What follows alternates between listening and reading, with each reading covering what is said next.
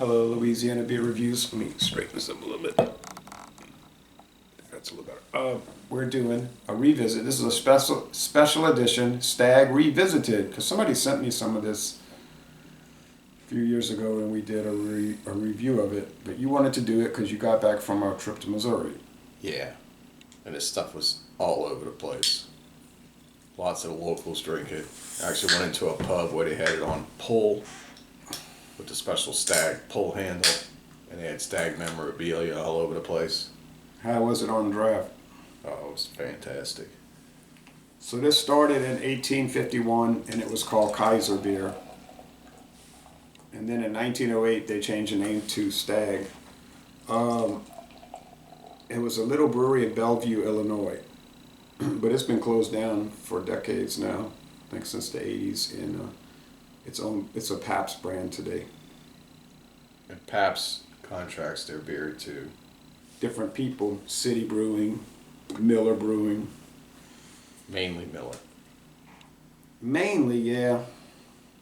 But not totally. So where's City Brewing at? They have four breweries. They have the old Pabst, the old Miller Brewery in Irwindale, California, Los Angeles County, which Pabst bought, but all they did was flip it. They didn't do anything with it. All right. Then they got the old Heileman Brewery in La Crosse, Wisconsin.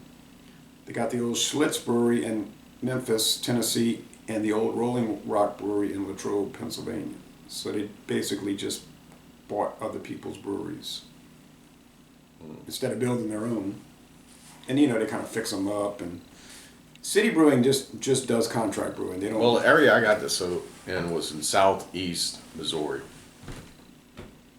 Southeast Missouri, yes. So I would have to assume this is coming from, Probably Milwaukee yeah.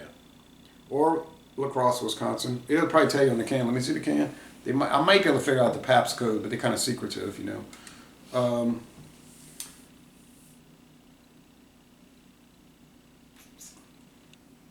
No, I can't figure it out. It's some kind of code that they kind of try to keep it to where you can't tell. Bless me. Yeah. Thank you. Oh, you're welcome. Pagan. Hope you stop sneezing. Pagan.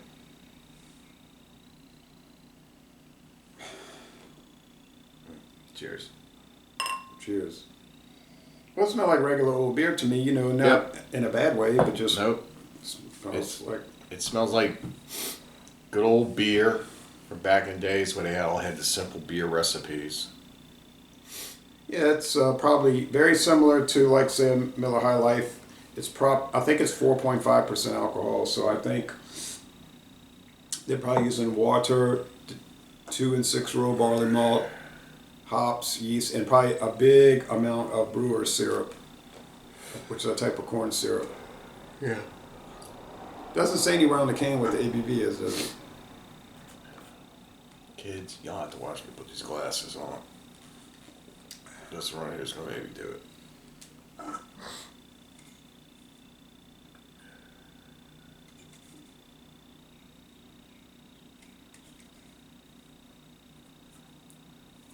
Yeah, it says 4.5% alcohol. Oh, it does. Okay, that's what I thought it was.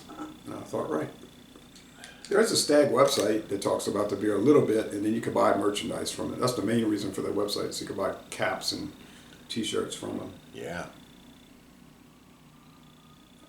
And glassware. Second tap. Cheers.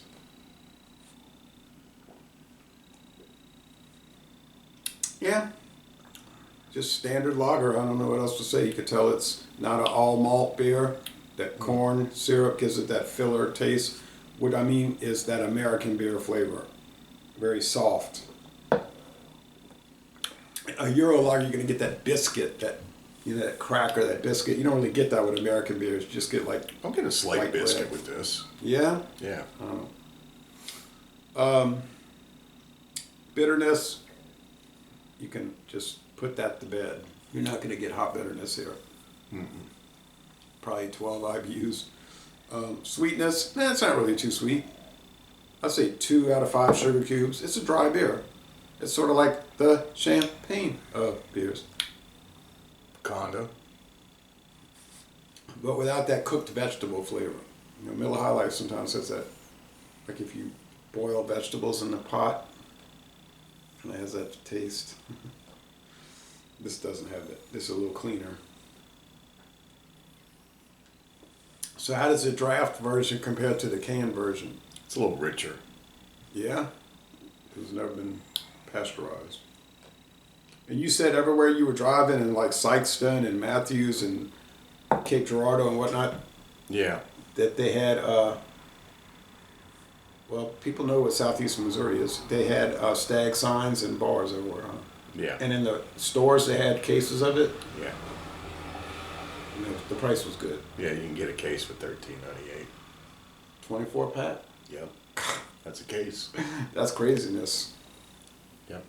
You haven't seen those prices in Louisiana in a good long time. Yeah, it's just like every time I try Stag. I've bought it over the years on road trips to that same area. And I've bought bottles and cans. I didn't see any bottles. No? Yeah, I had bought white label bottles once. And then Clear?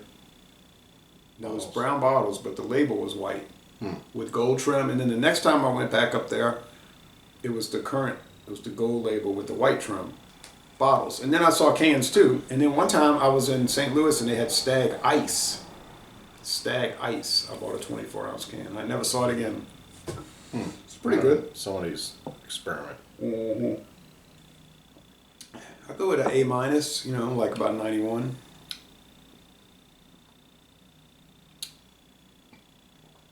If I could get this for that price for a case, that would be the beer I'd buy all the time for my standby. Oh, definitely.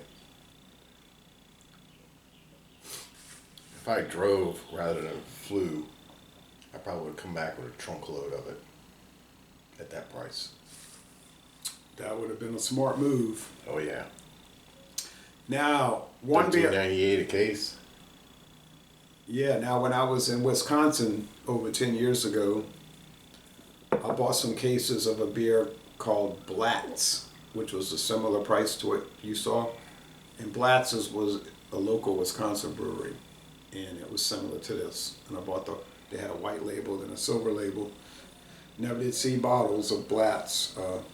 No, I did see bottles of Blatz at a supermarket, but I had already bought the cans, so I was like, oh, I'm not buying bottles. But yeah, it's similar.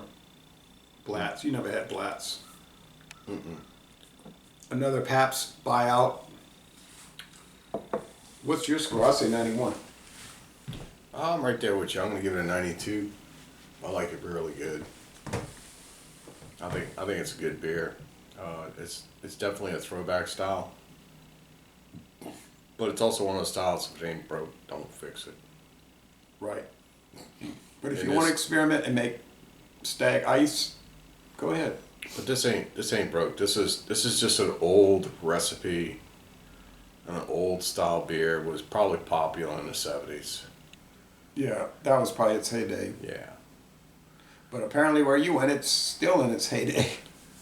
Well, every place I went to go get it, it was sold out. Like when I got the case, there was only 3 cases there, and I went back like several days later to see if there was any more, and then it was sold out. Oh, so it's probably got a dedicated following, I would think so. but it may not be super popular. I get it. And then you could get like they sell these in the four pack all over the place. And 4-pack. 4-pack, yeah. I know. What a rip-off, missing 2.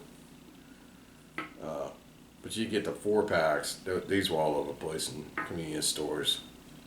So they seem to be. The only 4-packs and pints we really get in Louisiana are the craft beers or like the high gravities. I've seen Heineken's in 4-packs here. Oh, right, the Euros. Yeah. Forgot about that. It seems like I've seen another popular beer in a 4-pack besides the Heineken. Stella Artois, maybe. Not a big But I fan. think those are in 6-packs. I'm not a big fan of Stella. Oh. It's just, to me, Stella's kind of like lacking a lot of flavor. It's not super flavorful. All right, anyway, so Les Le Bon Temps Relais, thanks for watching our video review, and we're going to end this review by saying, and then can't go to Stag Brewery, but go to southeastern Missouri or southwestern Illinois and get Stag beer. And dream all you want. Dream, dream, dream. You know, some people watching the video are And probably from drink that area, and they don't have to beers. dream.